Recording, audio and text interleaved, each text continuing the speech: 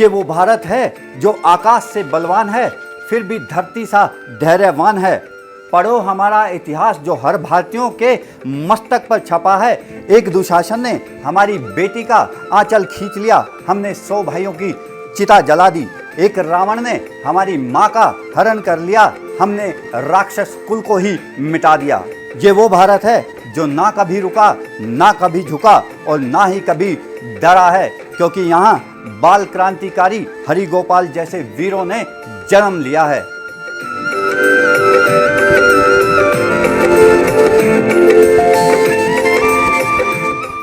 भगत सिंह, राजगुरु, सुखदेव, चंद्रशेखर आजाद, न जाने ऐसे कितने क्रांतिकारियों ने देश के लिए बलिदान दिया था और इनके बलिदान के बाद पूरे देश में क्रांतिकारियों की लहर सी आ गई थी। पूरा देश अंग्रेजों की बगावत करने लगा था। 1930 के दशक के आसपास अंग्रेजी हुकूमत और ज़्यादा क्रूर हो गई थी और नौजवानों पर और ज़्यादा जुल्म ढाने लगी थी।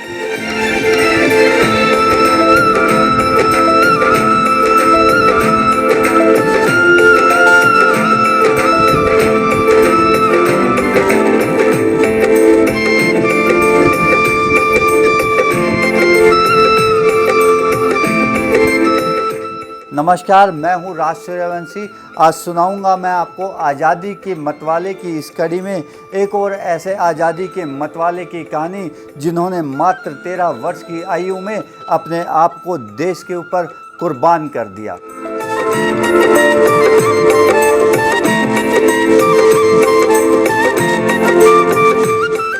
बंगाल में मास्टर दा के नाम से विख्यात क्रांतिकारी सूर्य सेन ने देखा कि कैसे कांग्रेस के 43वें राष्ट्रीय अधिवेशन के अवसर पर सुभाष चंद्र बोस के नेतृत्व में गणवेश पहने 7000 सैनिक अनुशासित ढंग से पथ संचलन कर रहे थे।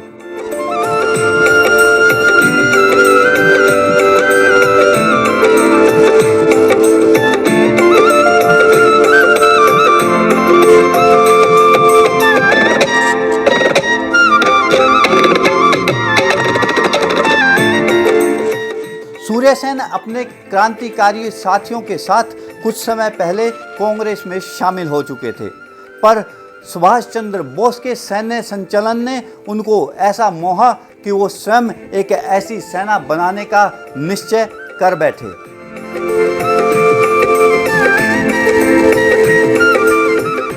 और उन्होंने चटगांव बंगाल में इंडियन रिपब्लिकन आर्मी के नाम से फौज बनाना शुरू कर दी। नौजवानों का चयन बड़ी कठोर परीक्षा के बाद किया गया। कुल 65 फौजी इस सेना में भर्ती किए गए।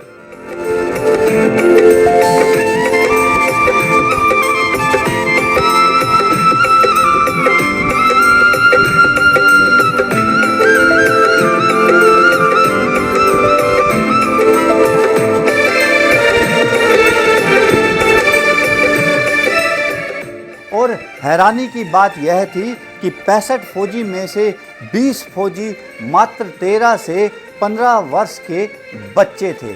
और इन बच्चों में से एक था आज़ादी का वो मतवाला मात्र 13 वर्ष की उम्र में, जिसने देश की आज़ादी के हवन में अपने प्राणों की आहुति दे दी और देश को अपना सर्वोच्च बलिदान दिया।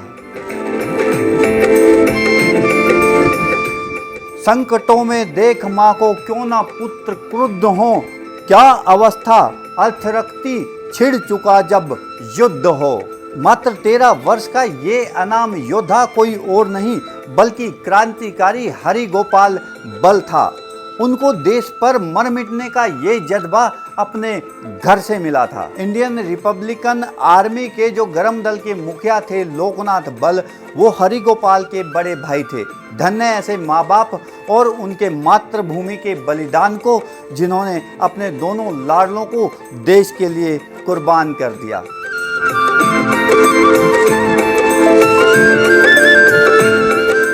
हरि गोपाल शुरू से ही जिद्दी था, अपने देश पर मर मिटने को तैयार रहता था। जो भी अंग्रेज अधिकारी भारतीयों पर जुल्म करता वो तुरंत बदला लेता।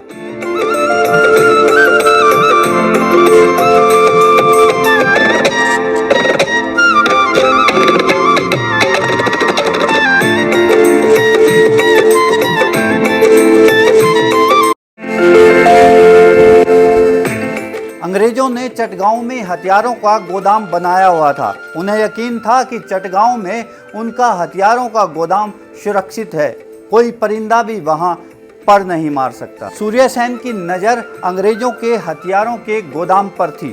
उन्होंने योजना बनाई कि अंग्रेजों से लड़ने के लिए अंग्रेजों के ही हथियार लूटेंगे और चटगांव को अंग्रेजों से मुक्त करवा भारतीय झंडा लहराएंगे।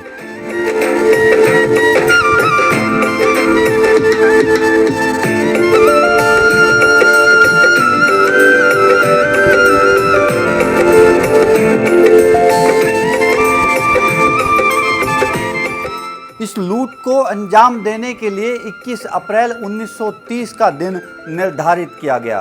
चटगांव की प्रसिद्ध शस्त्रागार लूट इसी योजना का परिणाम थी। इस हेतु चुने गए 65 फौजियों के दल की अगुवाई हरिगोपाल के बड़े भाई लोकनाथ बल कर रहे थे।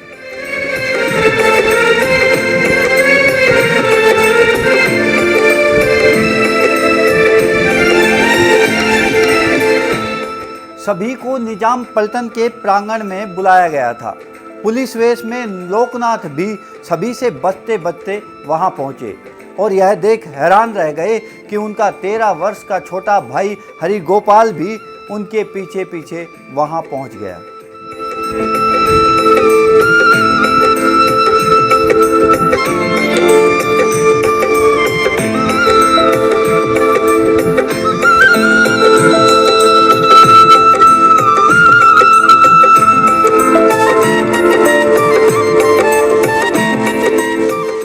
हरिगोपाल बड़े हठीले और निर्भय थे। वो सदैव कोई बड़ा कारनामा कर अंग्रेजों को छकाना चाहते थे, लेकिन अभी 13 वर्ष के थे, इसलिए छोटा कहकर लोकनाथ उनकी ओर ध्यान नहीं देते थे।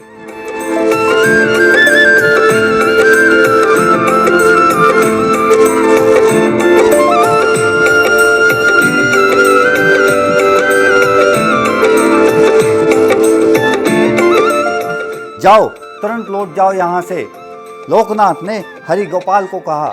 हरिगोपाल ने कहा, मैं भी यहाँ खेलने नहीं, देश के लिए लड़ने आया हूँ। अगर आप ना ले जाना चाहें तो मेरा सर काट दीजिए। हरि का अड़िग उत्तर था।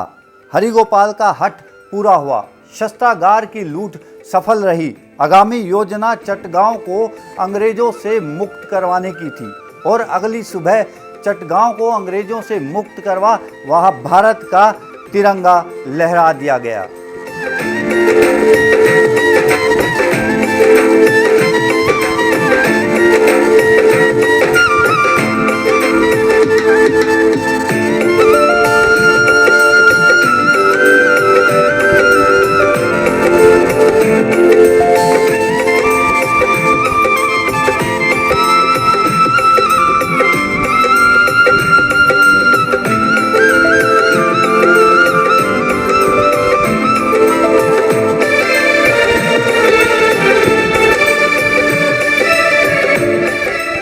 और उस दिन चटगांव में कुछ ऐसा हुआ जो ना कभी देखा गया था और ना कभी सोचा गया था।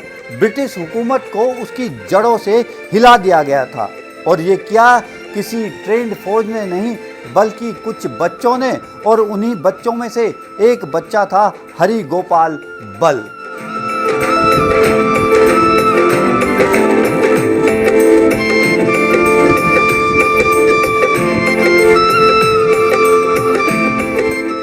मगर चटगांव का यह सौभाग्य मात्र एक ही दिन का था।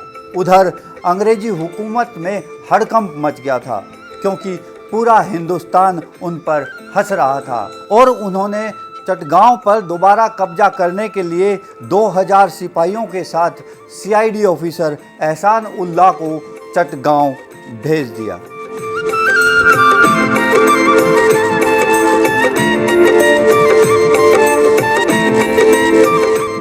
एहसान उल्लाह था तो हिंदुस्तानी, मगर वफादार गोरों का था। अंग्रेजी हुकूमत ने चटगांव को दोबारा अपने कब्जे में ले लिया।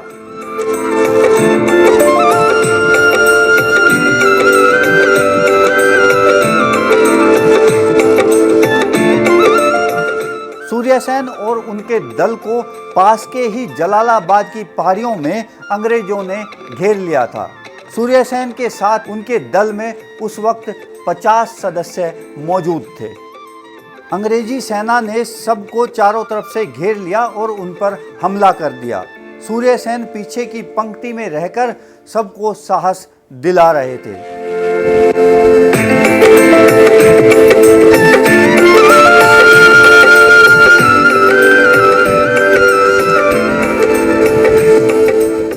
चमत्कार तो हरिगोपाल बल ने दिखाया। भूमि पर कोहनियों के बल रेंगते हुए अपने दल से बहुत आगे निकल शत्रु के दल के पास जा पहुंचा और चट्टान की आड़ ले दुश्मनों को चुन चुन कर मारने लगा।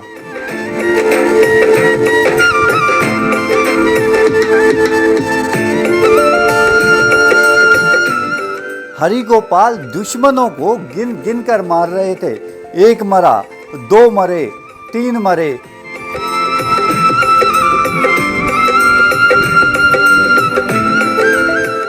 उनका साहस बड़ा अतुलनीय था। अंग्रेजों की नाक में उन्होंने दम कर दिया था। अंग्रेजी सैनिकों की संख्या बहुत ज़्यादा थी। उन्होंने चारों तरफ से हरिगोपाल को घेर लिया और उन्हें ऐसे मारा जैसे दुष्ट कौरवों ने अभिमन्यु को अकेले घेर कर मारा था।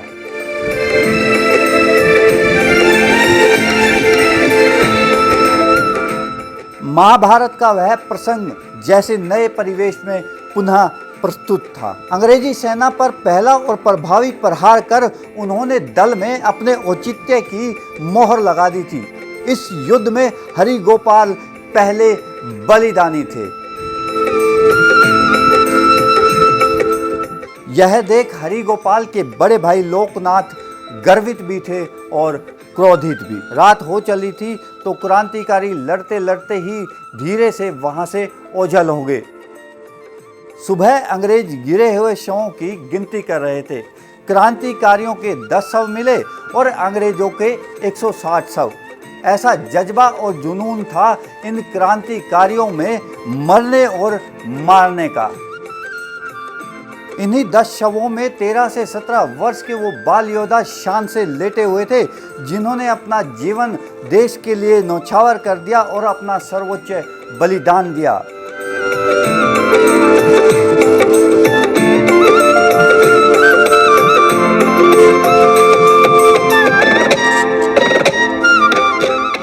हो गई है पीर पर्वत सी अब पिघलनी चाहिए, इस हिमालय से कोई गंगा निकलनी चाहिए। मेरे सीने में नहीं तो तेरे सीने में सही, हो कहीं भी आग लेकिन आग जलनी चाहिए। नमस्कार, जय हिंद, जय भारत।